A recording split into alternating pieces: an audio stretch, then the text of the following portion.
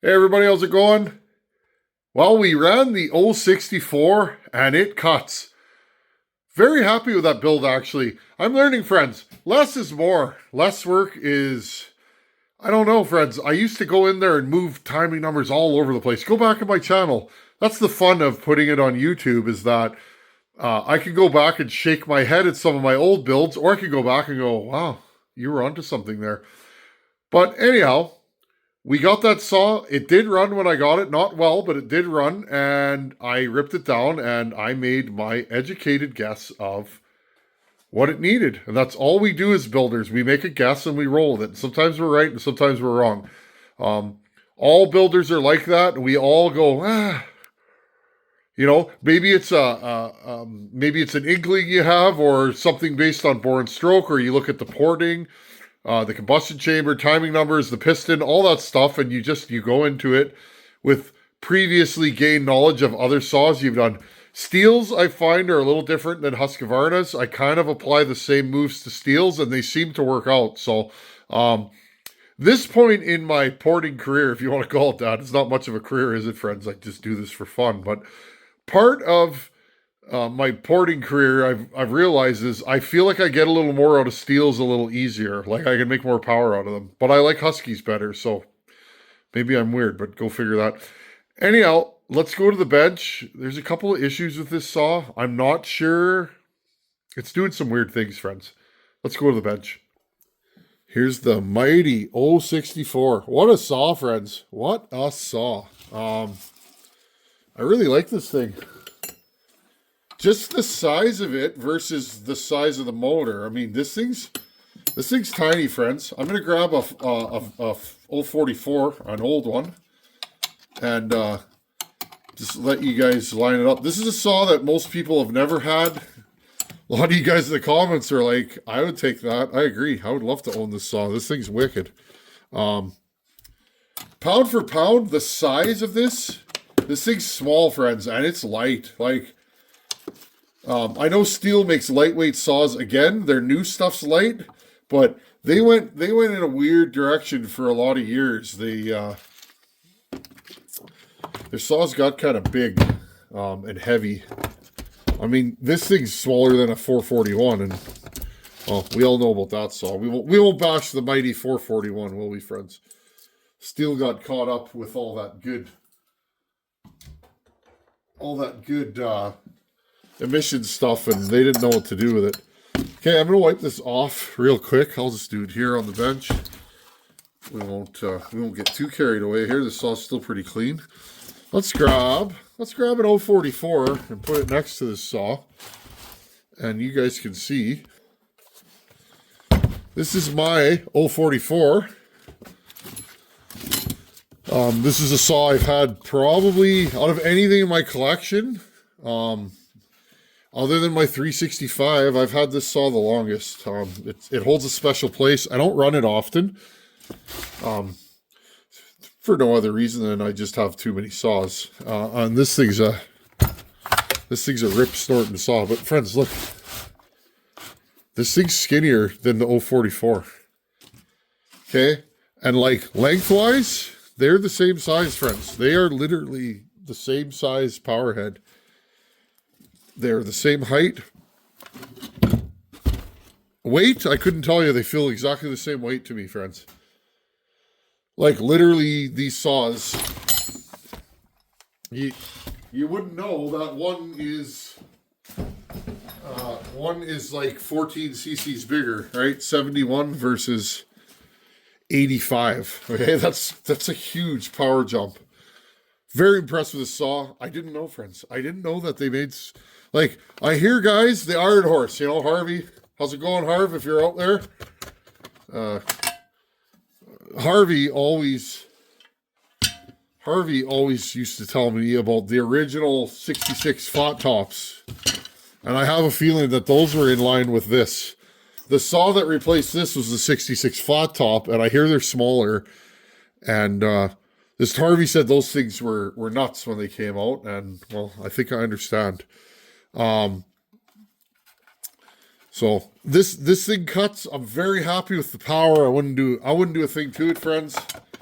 It Okay, I'm going to need, let's see if I got a Stihl one here. Yeah, I honestly wouldn't do anything this saw at this point. It's about right for me. It's fast and it's got lots of power. Okay, so I don't know what the deal is. I'm going to need I mean, it's still a Stihl, friends. It's still kind of weird, right? They're hard to work on. See if I can get this thing in there. Yeah, like that is one complaint with Stihls, is like silly things like maybe you got to pull the top cover off to get at the spark plug, which I think is ridiculous as a saw mechanic, but that's just me. I know guys like their Stihls, and I get it. If you've had good luck with them, why would you change? Oh, can you guys see that? Oh, she's a nice color. There, right there. We'll zoom you in. She's brown, friends. So, I mean, things telling me it's not running lean. This saw, maybe I'll put a little clip right here, friends. This is how the saw ran. I ran it the other day. Let's put a clip right here.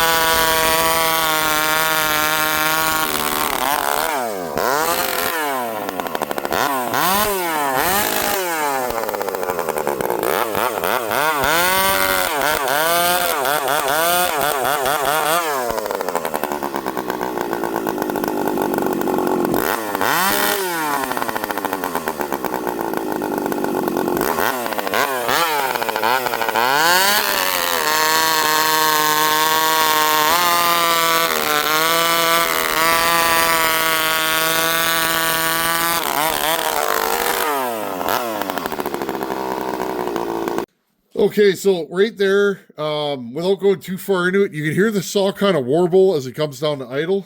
Okay, so it's coming down to idle a little slow. Tells me it's a little lean, but then other times it stalls out because it seems like it's too rich. So, couple reasons for that. Number one, I have seen spark plugs go bad. Okay. So today I ran by a good old Canadian Tire on the way home and I grabbed me a plug for this saw. We're going to put an NGK in here. I like my NGK plugs. I've really never had a bad one. So we're going to go with that first. But also, friends, and I will say this, don't get caught up in old saws especially. Sometimes you're tuning around the clutch, okay? And when I say that, listen to me here, friends, because I've had this happen. You have an old saw, okay? You have an old saw, and the clutch springs are weak. Okay? When the clutch springs are weak, you got to turn the idle down because the saw wants to idle at a lower RPM. Okay? Now, this is the clutch I got from Wolf Creek. It seems fine. I haven't had any issues. But this clutch drum, I did have to file this down a bit. I had some fitment issues. I'm not sure. I'm not sure if it's because I fixed the crank. Okay. But really, friends, I'm going to go with all the problems I'm having with this clutch have to do with the crank. I think what's actually going on is I think we're rubbing the clutch band sometimes. But I also think what's happening is, and you can see there's wear on here already. I think this clutch drum might be a little too thick. So what is actually happening, friends, is I think I'm lowering the idle too much. This thing ran better when I turned the idle up, but then the chain's spinning. Well, I don't want to give one of you guys a saw that has the chain spinning. Also, if the chain's spinning all the time and you put the brake on, well, guess what happens? The saw stalls because now you're engaging the clutch. Okay, so I think what I'm going to do today, just out of an inkling, I'm going to remove this clutch. Okay, I'm going to remove this clutch. We'll do that right on video right now. Where is it? I got a piece of... I have a piece of starter rope here. You can grab a lighter and burn the end. This is how I've always done this. I know there's other fancier ways to do it. Okay. I can see the top of the piston. Okay, I'm just looking through the hole here, and I can see the top of the piston. Now, I'm going to feed this thing. I don't want the exhaust port to be open because you can actually feed this through. Okay, and I'm going to jam this. And then... Oh, I didn't like the feeling of that. Let's go back here a little bit. Hope we didn't get in the exhaust port. Oh, interesting. So see, friends, I think the exhaust port was open there a little bit. Yes. Okay. There. Well, that's good. You guys saw that on video. See how I stopped? I don't want to fill this thing full of shards of rope, right? And blow the saw up pretty quick doing that.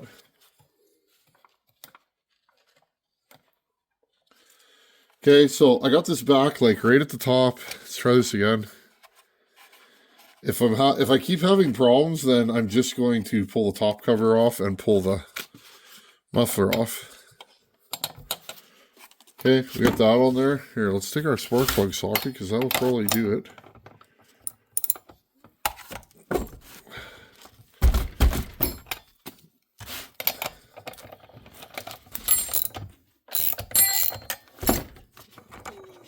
Just like that, friends. That one came off easy. Okay, I'm not sure what to say. This clutch looks good. It's really tight. The springs aren't rattly. I could chuck this in my lathe and spin it around and sand it. There's lots of little tricks that you can do to make your clutch engage at a lower or at a higher RPM. I've also drilled these before. They're hard as a rock, so you probably don't want to do that. But if you make it lighter, it'll have less centrifugal force. Sometimes you have to do that on a really hot build because you can't have the saw won't idle unless you turn the idle up, but then you have a clutch that's spinning all the time. Let's find that clutch that came with this saw. Just give me a second here. The boys, or at least the boy, the guy, Ricky from Northern Manitoba. See, so this is a little looser than this. Okay, this one feels tighter.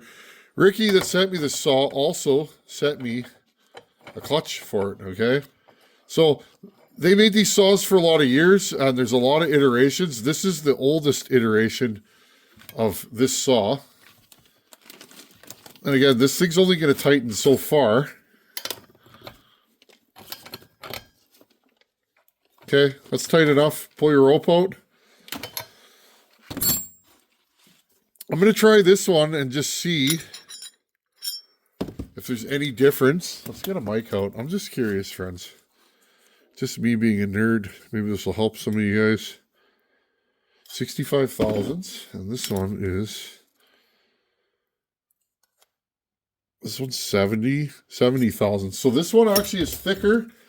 Let's go outside diameter. Sorry, guys, I don't have my mics out here. Outside diameter, 3.475. 3.3475. This one. So this one is bigger inside diameter, but also slightly bigger outside diameter. So, I mean, we may be creating worse issues. I don't know. We'll see pretty quick if this one's going to fit. I did have to modify the other one. And again, friends, it may be that crank that I repaired. I don't normally... I thought maybe there's a burr on here, but I did put this on my lathe, and I put some crocus cloth on there, and, well, I spun this thing around. Just looking, the little tab there for the oil pump. Here, let's put this on first. And I mean, this thing's loose on here, so it's not, that's not the issue. Okay, I'm going to put this in there.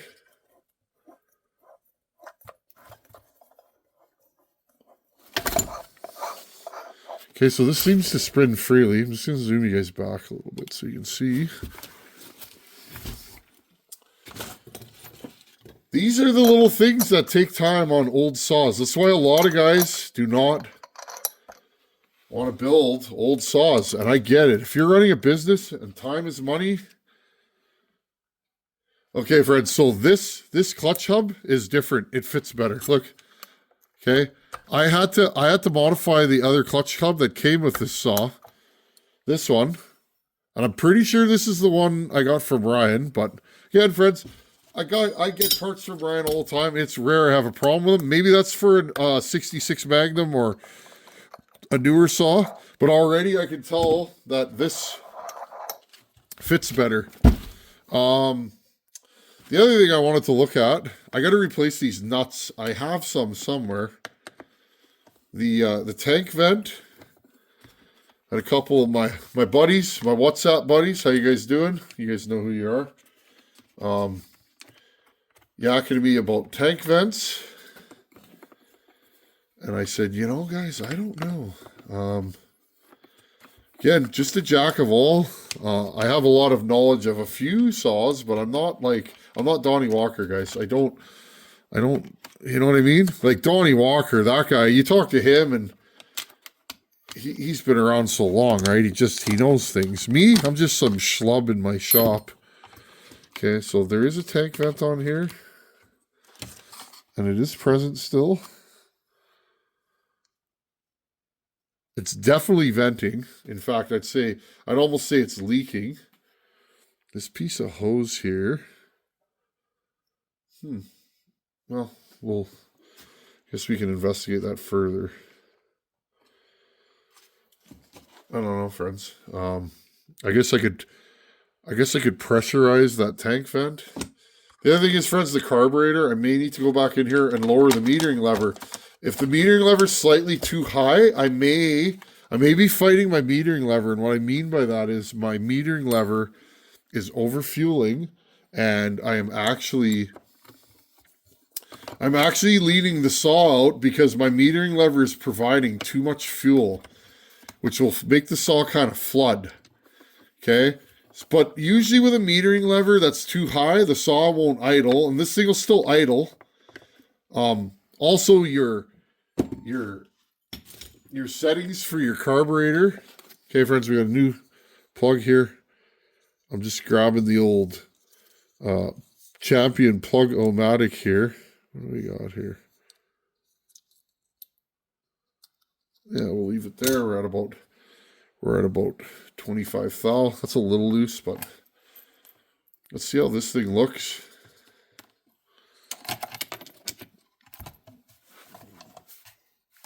Oh, I can't even touch it to the cylinder. So it looks good, friends. There you go. It throws all kinds of spark. We're going to fire this thing up.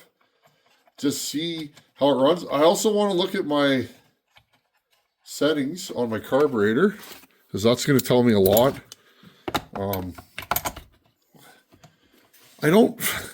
I didn't do crazy work to this thing, friends. I didn't add a lot of... Is that thing? Yeah, that thing's in there. That didn't feel right for a second. I didn't add a lot of timing. You guys saw what I did to this. I added 4 degrees of intake. Upper transfers are stock. Lower transfers are blended to flow better. And, you know, like, I didn't go hog wild with this thing. Exhaust roof is stock height, 101. Okay, it's wider. I also thought of, another buddy of mine that ports mentioned this, and another thing I want to do here, friends. I never did this. I'll admit it. Friends. I didn't replace the fuel filter or the fuel line. I checked the fuel line. It felt okay. Let's grab a filter. Hey, friends. I think I found my problem. And you know what? I didn't even look. Oh, look at this, friends. This fuel line it felt okay. It has turned to mush. Okay. Well, let's rip this thing apart and pull out the fuel line. I probably don't have one, so that might be the end of this saw till I get a new one. But let's open her up anyways. I don't know how long this video is going to be, but we're hanging out, right? You guys are good. I'm good. Let's hang out. Hope you guys had a good work week. It's been quiet at work. Construction's quiet this time of the year, so just been doing lots of quoting and paperwork and site visits. We got a couple of giant jobs on the go. Yeah, for those of you that don't know, I used to be a tin basher. I am retired, I guess, which is hard for me to say. Hence the reason the tin man. I'm in construction management now, so I went from being the show to running the show. So I'm not one of those construction managers that's glued to a bench or a desk all day. I'm actually on site quite a bit. I don't know. I can't stay away. You know what I mean, friends? Okay, so I'm gonna pull this out. So I'm gonna say with 86% certainty, how much fuel's in here? Well, I guess we'll just have to leave that like that, and hopefully I won't get a face full of fuel.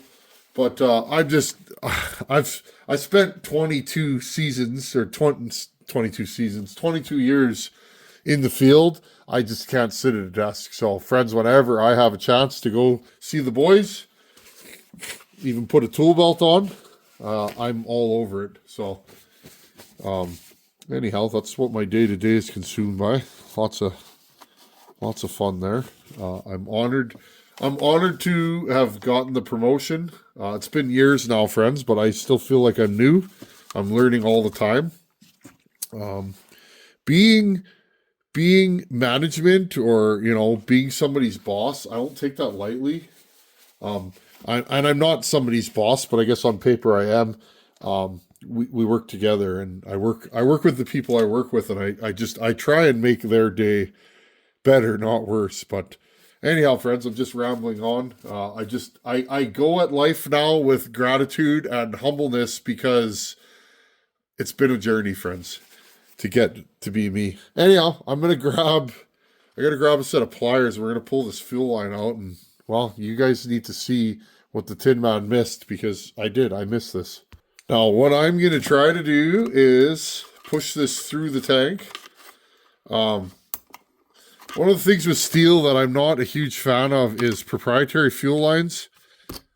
They use them. Pretty much all Stihls use them, and you can't just go to your bin and grab the right size fuel line. Let's see if we can do this here. Oh, we got fuel in there. I put too much fuel in this thing. Okay, well, we're gonna leave that like that. Won't be the first time we spilled fuel in this shop, will it? I'm sure it won't be the last. I wonder if I can get... I can't find... I have a long set of fuel line tongs, friends. Do you think I can find them? I don't know what it is about those things, those tongs. I hang them up in the shop. Oh, there we go. Oh, yeah, this thing's completely pooched. I hang them up in the shop, and then they disappear. There we go. Okay, so top half of the fuel line feels great. It makes me happy. The bottom half it's like it's turning into gum, friends, okay? What happens, here, look, you see that? It feels like chewing gum. And what happens under vacuum is it'll close and your saw leans out. I think that's what the problem is here. Okay, because I don't say I quit easy, the boys sent me some fuel. Oh, no, we don't have one. That's an impulse hose. Friends, I'll admit, I checked the top half of the fuel line. I don't think I looked at the bottom half. I wrongly assumed, and, well, that's... Here, look. It's just ripping. It already had a hole in it, friends. Yeah, so there's our problem. Or one of them. This thing may not run any better. You'd be surprised. I'm going to dig just real quickly, friends. I have a small selection of parts for Stihl. I'm going to see if I can find a line that's even close. Give me 2 minutes. Well, I dug around and I found this fuel line. This is on an 038 Magnum. I think likely it'll work. I'm not really sure though. Question is, can I get it in there with the carb on? And my answer is probably going to be maybe. I don't know. Let's find out. If I had my proper... actually, if I had my proper pliers, I don't think it would matter, because... Give me a second here, friends. Okay, friends, well, this is where we're at. I took that 038 fuel line. I'm just going to put a weighted Husqvarna filter on here. I have to modify this line a little bit, but this will tell me what I need to know. And then I need to go in here, oh so carefully,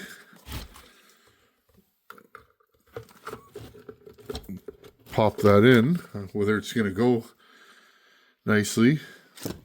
I don't want to rupture this line because then I'll have yet another... Oh, this might not fit in there. Oh, we're going to find out pretty quick, aren't we? This has a squared off grommet around it, friends. I think likely what I'm going to do, I'm going to get a knife. I'll just leave you guys running there. I'm going to grab a knife and just trim this up. I just want to see. Like I said, I can always order the proper one if they're even still available. I don't know. I don't know about such things. I just know that the old saws, you got to make do with what you got. And sometimes that means modifying parts. Like home lights, friends, you know what fuel line I use in those? I use the fuel line for a 272, 2100, 288. That class of fuel line, that's what I use in my home light builds. Always have. Well, that works fine. Always have. Never had a problem with that. It is the perfect fuel line. It is slightly too long. The grommet clips into the tank where it comes through there, you know. I discovered that years ago. I don't even go hunting for... Well, that's venting. So, well, we'll put that back on. I don't even hunt for exotic fuel lines for home lights because I know that, and I mean, those 272 lines are easy to get. Most of the aftermarket ones are okay.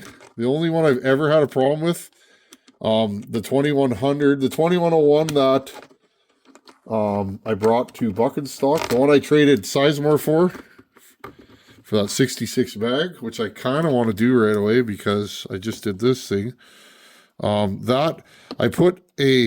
I changed suppliers for fuel lines, not from Wolf Creek. He doesn't have those. But I changed suppliers for fuel lines, and I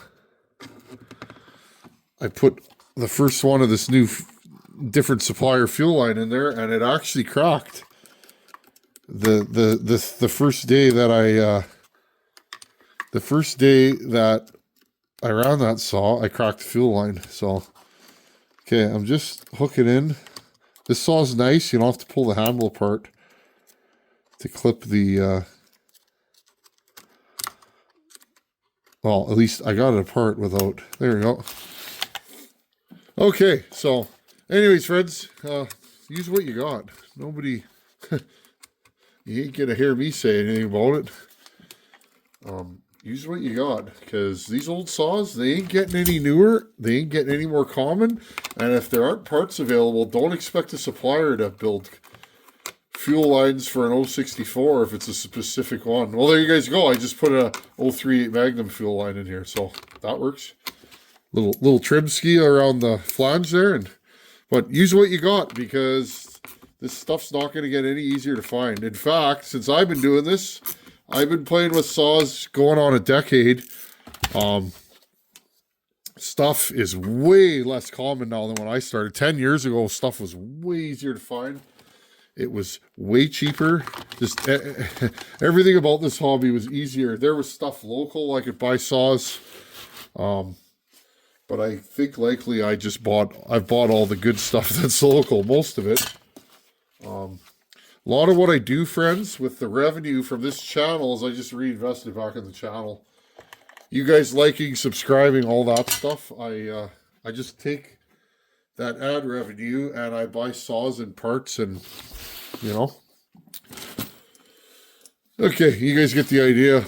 I'll stitch this down. I lost my scrunch. Oh, there it is. Okay, guys, I'm going to stitch this down. Let's fire the saw up and see if it runs any better. Okay, guys, full choke, This thing's cold. Let's see if she starts.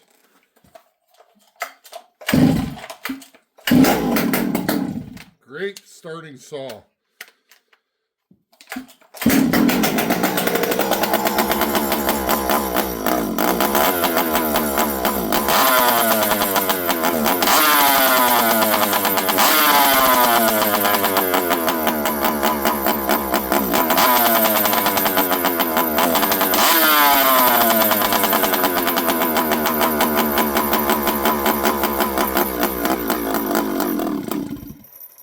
Okay, friends, this thing's all out of whack now.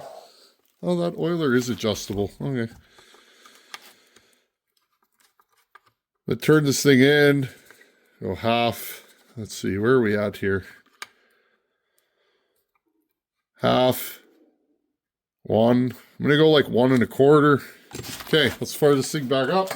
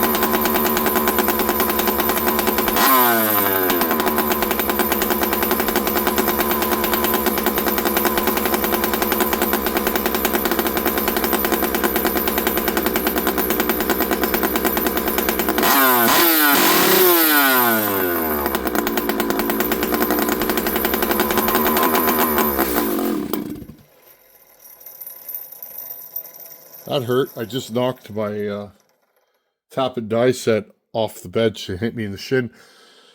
Okay, friends. Well, this carburetor's acting different now. It seems to not be going rich. So before it would die. I don't know what the deal is. This thing's running better though. I can already feel it. Let's go back to 1 turn. Let's go 1 1/2. This thing seems to be wanting a lot of fuel.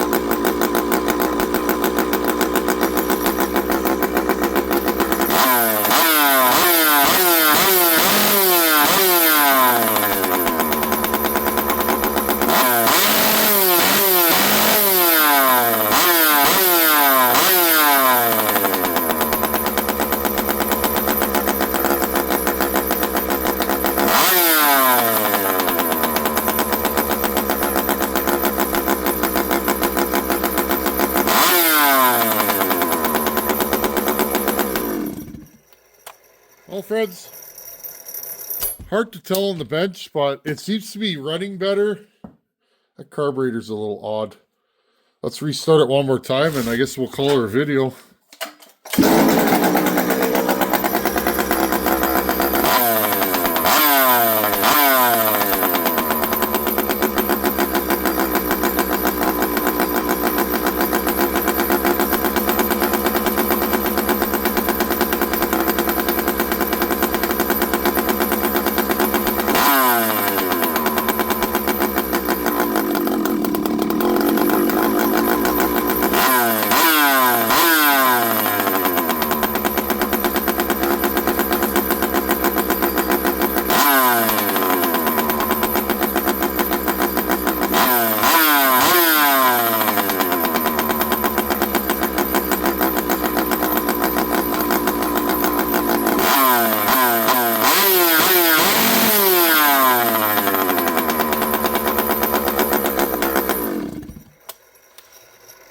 Okay, friends. Well, I'm not saying it's 100% better. Low jet, the low jet doesn't seem to want to give me enough fuel to stall this thing out, which is odd, but I can lean it. This thing's sitting at, I may still need a carburetor, friends. This thing's sitting at half, 1.5 turns. Not horrible. I'm not upset at that. So we're going to leave it there. It starts good. This thing oils like it's free. Look at that. That DGP is good stuff, friends. It really is. We'll see. Notice it goes back down to idle better, and it'll idle at an appropriate speed. This thing doesn't sound like it's wanting to die. It's at a pretty good idle speed. And friends, I was going to use my tack today, and the battery's dead because I never use that thing. So I just tuned idle by ear. If it idles and the clutch isn't wanting to grab, then it's fine. So anyhow, friends, we'll call this thing fixed for now. Next time we put it in the wood, we'll know.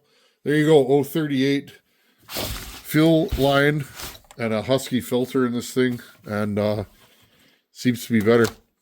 So there you go. Check your fuel lines, friends. Don't be like the Tin Man. Thanks for watching. Take her easy. Later.